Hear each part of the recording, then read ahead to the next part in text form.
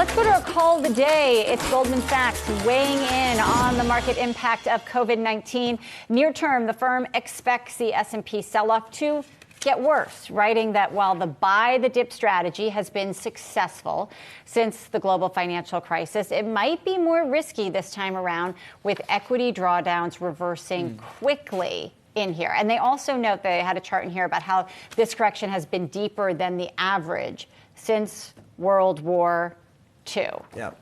You convinced to give away this strategy that people have been banking on and were conditioned on by the dip? Right. It seems a little premature, but although, you know, it's so funny because what you said yesterday doesn't apply today because things are changing so fast. So maybe, I mean, what happens, what I think they're talking about is, you know, financial implications to this and beyond just earnings, you know, the mechanisms of Wall Street, which is to say, you know, margin calls and that type of things, and hedge fund distress, leverage distress. And, you know, we could get there pretty quickly, but, you know, there hasn't been that much damage. I mean, we're back to January 1. Mm-hmm. You know, Costco still has a multiple of 35, okay? You want to get into Costco? Nope. It's down. It's still not down below its January 1st level, and it still has a P. So the quality has not taken a hit.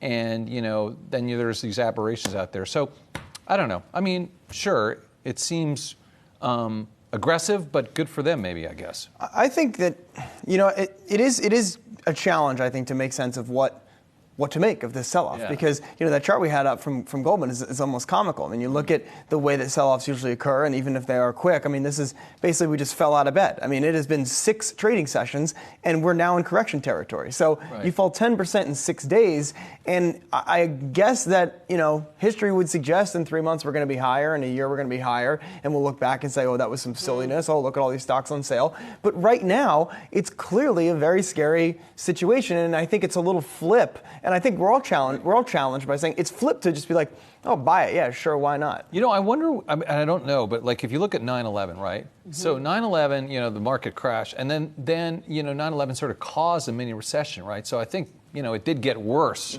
right, before it got, I mean, you know, ultimately it got better. It always depends on your time horizon. I mean, I don't know the comparison to 9/11, but Goldman in the note is comparing some of the valuations that we're seeing right now, as you just brought up, Costco's, with the troughs of 2016 and 2018, and valuations across assets right now are still well above those last troughs. And I think that, yes. And I think the challenging situation we get into right now, and I know we're going to talk about this later in the show, but it's not a theme that's going to go away tomorrow. It's that how much of this now is the market kind of developing this realization all at once that everything was expensive, that maybe we were being too optimistic, that maybe you have a bunch of funds with forced selling, all of that, combined with the coronavirus. I mean, some of this is obviously about fears about where the virus goes, but also at this point, the magnitude of the decline indicates that it's part about just this is how the market is behaving, and that has its own kind of inertia. And so I think it's difficult to tease out, you know, which is the tail, which is the dog, all that kind of stuff. However you want to analogize that, I think it is difficult right now to say, oh, the market should be down 10% because of coronavirus, or it should be down 7% and the next 3 is because the market, all that kind of stuff. Personal question. Have you ever actually fallen out of bed? So, no.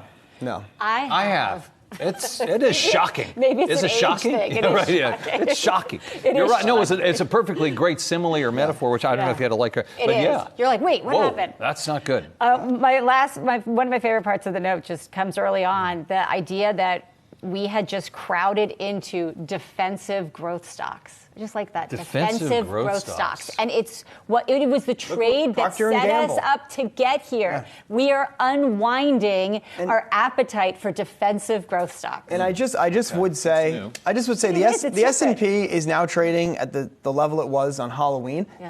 That's a lot of time lost now. Yeah. That's 5 months that investors have. We sat here every day for 5 months, and they've taken it all away. Yeah, but it's just like I think it's well beyond now just, we're back to levels since last Thursday. I mean, 4 months of gains gone in a week is certainly a jarring proposition. I think re-rates a lot of assumptions.